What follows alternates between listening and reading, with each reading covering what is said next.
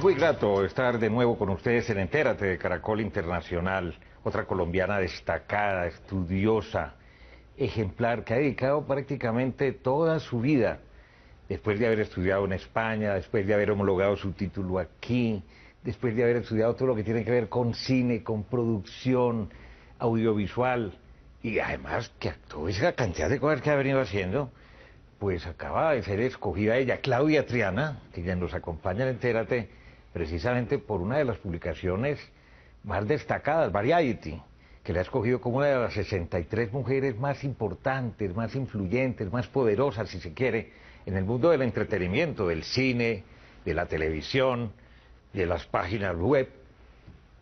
Ella es directora desde hace 16 años de Proimágenes en Movimiento. ¿Qué es eso? Claudia, bienvenida.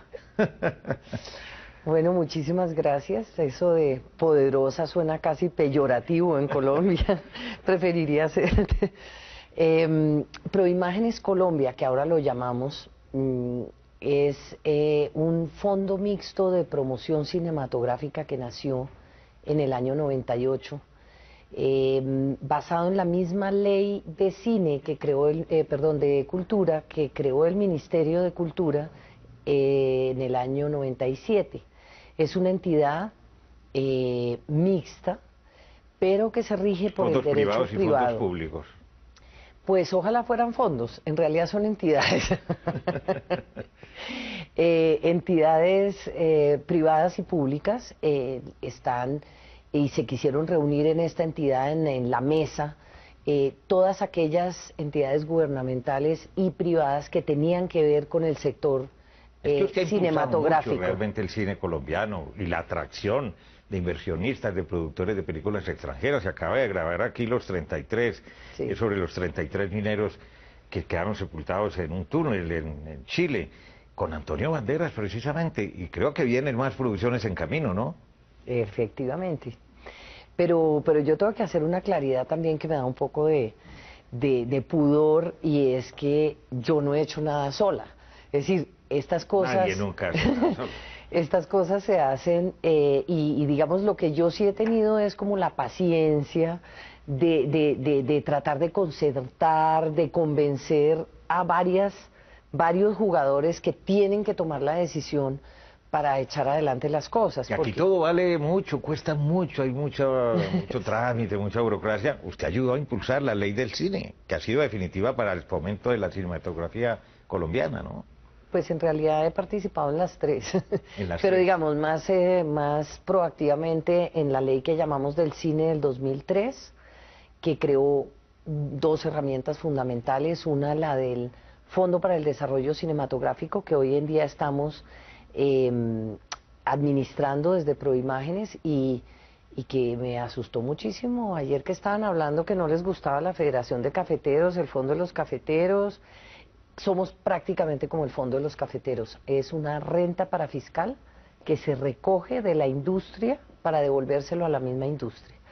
Y en esa ley también salieron unos estímulos muy interesantes para los privados, para que inviertan o donen en proyectos cinematográficos, o sea, gente que no es del sector, que no tiene que ser del sector, y que ha contribuido a la economía y el desarrollo de esta industria. A ver, por ejemplo, esos privados, ¿qué estímulos o qué deducciones fiscales tienen a cambio? Tienen un 165% de deducción del impuesto sobre la renta. ¿Ah, sí? De forma que verdaderamente el gobierno se está metiendo la mano al drill, dejando de recibir cerca de un 42% de lo que tendría que pagar ese contribuyente de impuestos. Entonces creo que es un estímulo que ha sido muy interesante haberlo logrado por el sector. ¿Y lo han aprovechado bien? Pues cerca de 70 millones de dólares se han, en este periodo, pues desde el 2003, se ha logrado, digamos, revertir al sector por ese concepto. Sí, Claudia, cuando vienen extranjeros a filmar, a grabar en Colombia, como Antonio Banderas y los otros que en este momento pues van a venir o ya llegaron, y ¿Sienten que este es un país donde se puede hacer buen cine, donde bueno, hay escenarios, hay ambientes, hay profesionalismo en la producción? ¿Se sienten a gusto? Yo creo que estamos construyendo eso. Lo que usted me menciona es una segunda ley que apenas lleva un año ya reglamentada y con el dinero, digamos, listo para que empezaran a venir a rodar. Y tuvimos la suerte que Los 33, que es una película que además ya está lista. Yo creo que ahora en el American Film Market en Los Ángeles van a empezar a venderla. Es una película que distribuye Fox y que ya está lista, y ya hay entrevistas del productor grande, pues porque Antonio Banderas es el actor, claro, es uno de los actores protagonistas, pero el productor, que es Mike Medavoy, es el mismo de El Cisne Negro, ¿se acuerda de esa película? Claro, Y de sí, muchísimas más en Hollywood, que dice que es una película a la cual le tiene mucha fe, que es una película que por lo menos va a ser de 300 millones de dólares de box office. Es decir, que Colombia va a estar en una película que tiene una exposición internacional muy interesante, que es a lo que se le está pegando, a lo que queremos, es el objeto, ¿no?, ¿sí?, de todo esto. Es no solamente que vengan a filmar acá, que gasten en el país, que contraten a nuestros locales, que digamos, que compartan experiencias con películas mucho más grandes de las que hacemos normalmente, sino que además nos expongamos como país internacionalmente. Entonces, pues las Salinas de Zipaquirá y Nemocón, donde estuvieron 2,5 meses filmando, que encontraron, ellos tenían que hacer en un set, imagínense los costos, toda la ambientación pues es que los mineros estuvieron 69 días debajo de tierra, a 200 metros debajo de un desierto, que es donde es la locación verdadera en Chile. Entonces, pues al encontrar las Salinas de Zipaquirá, que uno puede entrar los camiones, que para puede ellos entrar fue toda la parafernalia, un paraíso, ¿no? Pues es como los estudios de Caracol, pero de verdad en las Salinas. Entonces, pues se abarataron los costos, se hizo posible la producción que venía tratándose de hacer desde hacía mucho tiempo, y por lo tanto lo que estamos logrando es no solamente exponer a nuestra gente mostrando la calidad que usted me preguntaba, la gente se siente contenta con la calidad de las personas. Yo creo que los hechos lo dicen. 8 de las personas que estaban en la producción, y digo fotógrafos, etcétera, se los llevaron a Chile. ¿Ah, sí? Porque ya estaban contentos con la calidad de los colombianos. ¿Qué pasa? Que todavía no nos conocen. ¿Qué pasa? Que todavía... No nos han descubierto. Pues nos están descubriendo. A medida en que vamos, y por eso digo que estamos construyendo, en la medida en que van viniendo, van viendo y van trabajando con nuestra gente, pues se van dando cuenta que hay unos profesionales muy talentosos, que efectivamente son muy hábiles, porque como hemos aprendido a trabajar sin plata, entonces son muy hábiles. Recursivos, creativos. Sí. Entonces, creo que eso es una cuestión... ¿Quiénes vienen? Digamos, ¿qué otras películas se van a rodar aquí? Pues ya están incluso terminando otras, pero digamos, tenemos en este momento aprobados 6 proyectos. Una que ya se terminó de filmar, que se llama The Boy, que lo hicieron en Antioquia, porque eso es también lo interesante, que las empresas, es obligatorio que haya una empresa colombiana de servicios cinematográficos. Esas empresas, 2 de los proyectos han sido de empresas de Medellín, 3, perdón, 2 de Bogotá, 1 de Cali. Entonces, también estamos viendo que las empresas se están fortaleciendo en las regiones, y aunque la mayoría trabaja en Bogotá, porque pues lamentablemente todavía el centro es la capital, pues ya están empezando a pues a filmar sus regiones, a llevar equipos hacia allá, a tratar de encontrar interlocutores, todo el interior de Colombia, de manera que esto, lo que se trata es que sea un detonante.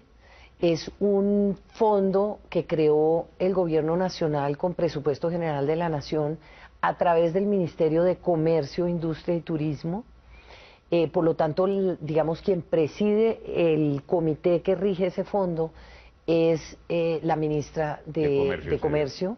Está también el Ministerio de Cultura, está la ministra de Cultura, etcétera, pero entonces es como impulsando todo esto de exportación de servicios. Qué bien, ¿eh? Y que nos conozcan en el exterior.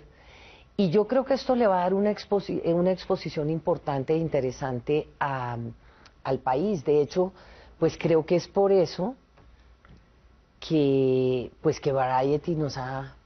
La otra cara positiva, la cara culta, la cara de esa Colombia generosa, hospitalaria, hermosa, que mucha gente ignora porque nos distinguen a veces por... En esa sí somos campeones. En eso sí somos campeones. Sí.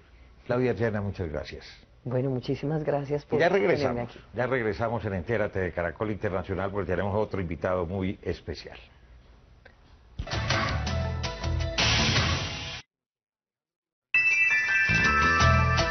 Pasemos a una historia muy ejemplarizante y muy bonita.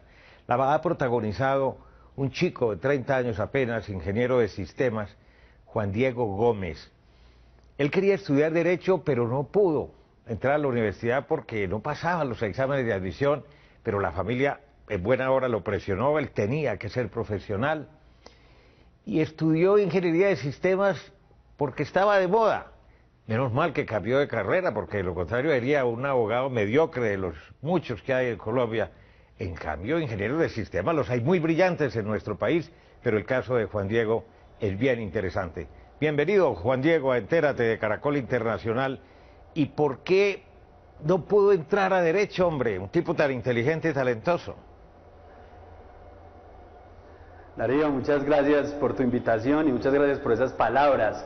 Sí, son las cosas de la vida, ¿no? Era la vocación que siempre sentí que tenía, pero no se dieron las cosas. Entonces, como dices tú, inicié una carrera profesional en el campo de la ingeniería, que concluí muy bien concluida, con muchos méritos aquí en Colombia. Entonces me encaminé a hacer mis especializaciones en cirugía robótica, en el exterior, en Europa. Luego tuve la oportunidad de cursar mis dos maestrías, una en la Universidad de Barcelona, otra en la Universidad Rey Juan Carlos. Se vino también mi doctorado, que fueron 4 años de investigación y que hoy está siendo premiado con la Fundación Angelo Dalle de Suiza. Después tuve también tiempo de iniciar mi postdoctorado en neuroingeniería. Y ahora estoy aquí en Colombia, en el Centro de Bioinformática y Biología Computacional BIOS, con muchas ganas de seguir en esa línea de innovación y de seguir trabajando por el desarrollo tecnológico, Darío. Bueno, después de esa historia tan absolutamente increíble, pero tan sorprendente y tan bonita, entiendo que usted ha trabajado con mucho éxito.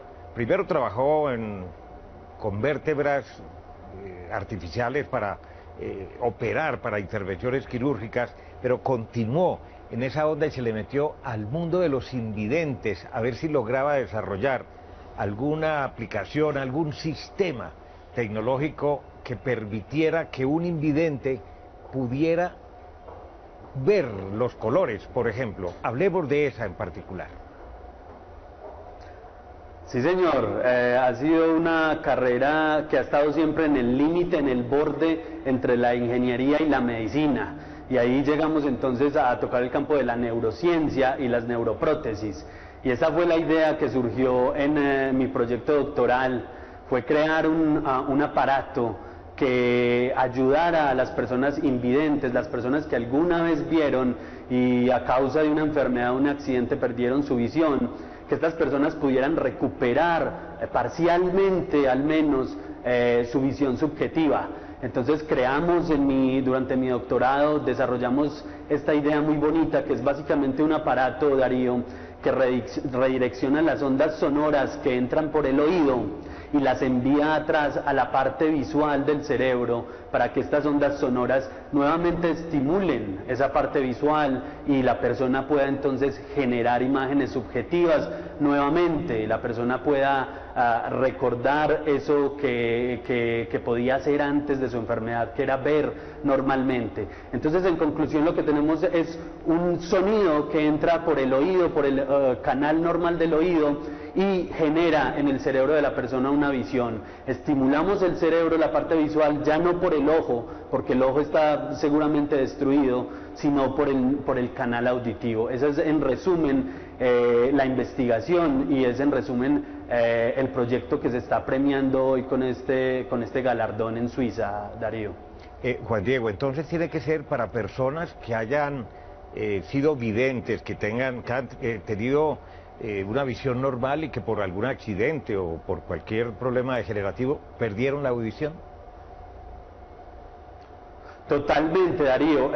Lo que pasa cuando una persona pierde la visión tarde en la vida es que se le atrofian quizás sus ojos o su nervio óptico, pero el cerebro permanece con la capacidad intacta de ver. Lo que pasa es que queda aislado, queda bloqueado del mundo exterior porque, por decirlo de una manera, se cierran las puertas que él tenía. Pero las capacidades neuronales del cerebro para generar imágenes siguen allí intactas y lo que tenemos que hacer es entrar a estimular por otro canal. Entonces de ahí es donde viene la idea de redireccionar las ondas sonoras para que viajen a esa parte que en una persona ciega ya está. Pero respondiendo a tu pregunta, sí, es esencial que la persona haya visto, que la persona, que el cerebro temprano haya desarrollado esa capacidad de ver. Entonces ahí empiezan las posibilidades de recuperación.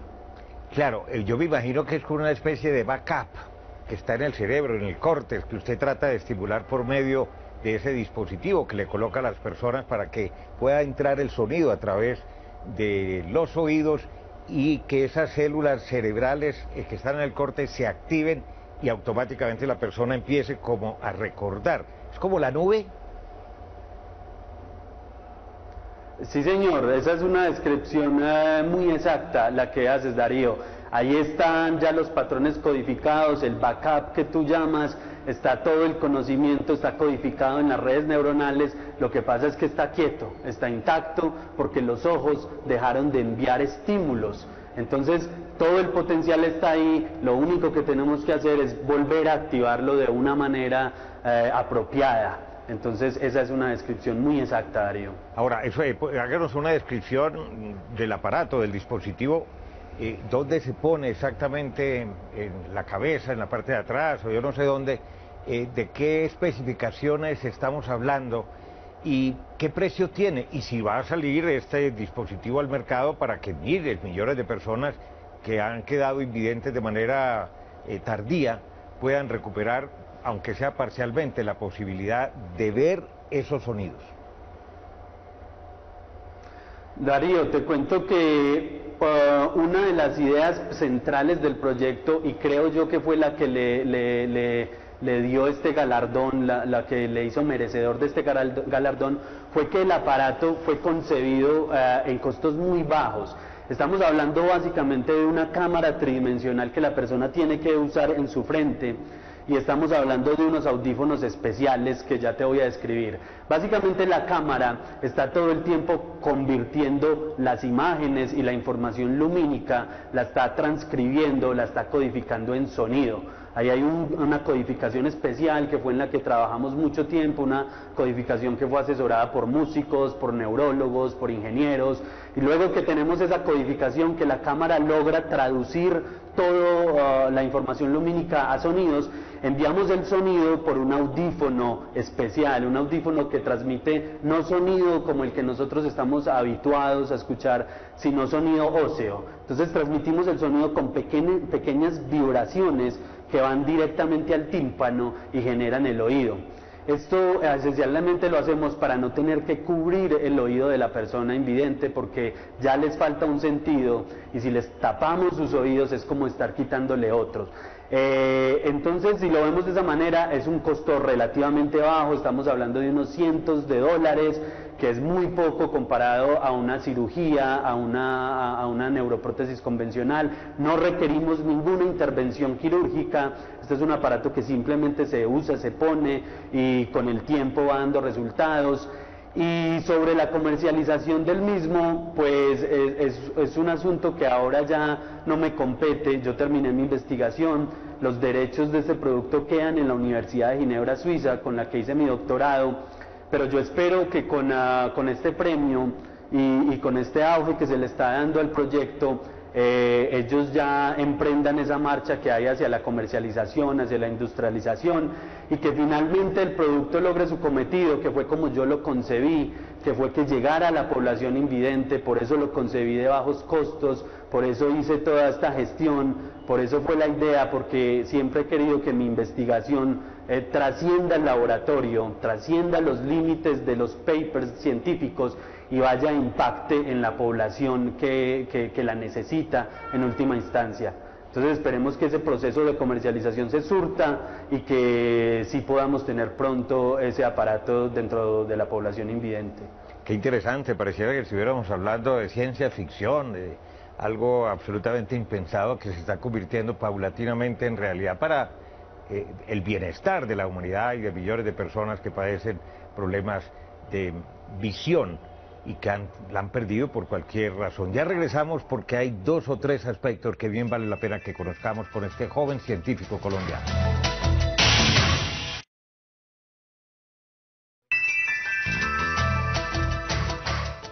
Juan Diego Gómez de Manizales, ese joven científico colombiano que se ha inventado algo que es verdaderamente revolucionario y que ojalá esté prontamente en el mercado. Juan Diego, ¿con cuántas personas utilizaron esa invención tecnológica suya y qué resultados realmente arrojó que permitieron ganarse ese galardón y que lo acompañara un equipo polivalente y multidisciplinario? Sí, señor. Durante la investigación hubo una fase de prueba con pacientes reales. Se testeó, se probó el aparato aproximadamente en unas 20 a 25 personas invidentes. Los resultados fueron muy satisfactorios y casi que inesperados.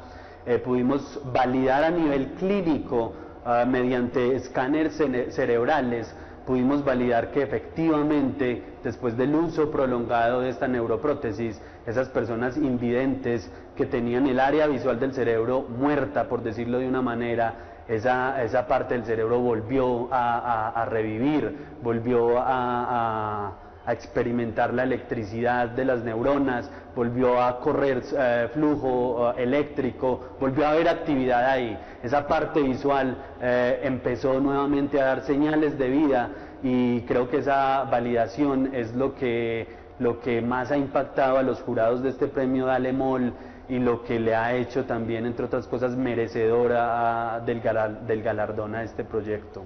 Por ejemplo, ¿con qué tipo de sonidos experimentaron?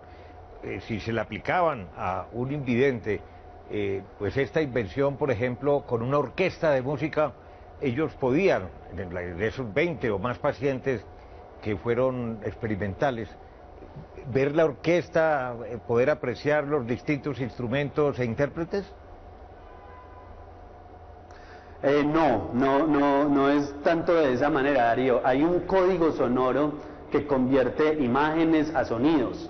Dentro de ese código sonoro se usan instrumentos típicos de una orquesta, pero en realidad es una combinación de instrumentos un poco difusa, un poco compleja, pero cuando uno la escucha al unísono se asemeja a una orquesta, pero la sensación de la persona no es en sí de ver una orquesta como tal, sino de ver la imagen que está siendo convertida a esos sonidos específicos. Entonces, por ejemplo, hicimos pruebas con personas que ya podían aparear, personas invidentes que podían aparear calcetines de colores, 40 pares de calcetines, personas invidentes que ya podían seguir una línea, escuchando la línea, no viéndola, sino escuchándola, podían seguir una línea de 100 metros sin necesidad de usar un perro o un bastón, o pudimos tener personas que escuchaban los objetos y podían ir a tomarlos con toda facilidad, sin necesidad de ninguna ayuda, o personas que podían ya reconocer a otra persona en un lugar, en una sala. Pruebas como esas se hicieron. Entonces los sonidos implican una representación de la imagen que la cámara esté grabando y por lo tanto se aspira a que la persona vea, la sensación visual de la persona sea aquello que la cámara está tomando en el momento que la persona usa el sistema, Darío.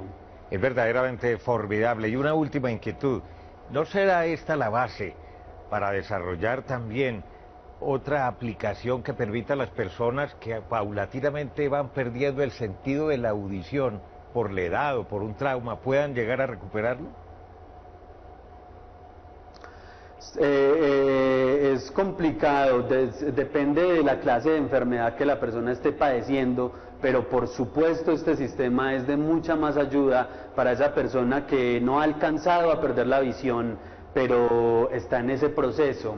Este sistema, claro que va a ser una ayuda muy grande, claro que va a ser mucho mejor que un bastón o que un perro, porque le da más independencia a la persona puede tener una vida relativamente normal, sin requerir ayuda externa, que tú sabes que es el problema que más aqueja a las personas invidentes. Entonces, claro que un target poblacional fue esas personas que están en el proceso de perder la vista. Este aparato es una prótesis y un recurso invaluable para esas personas, Darío.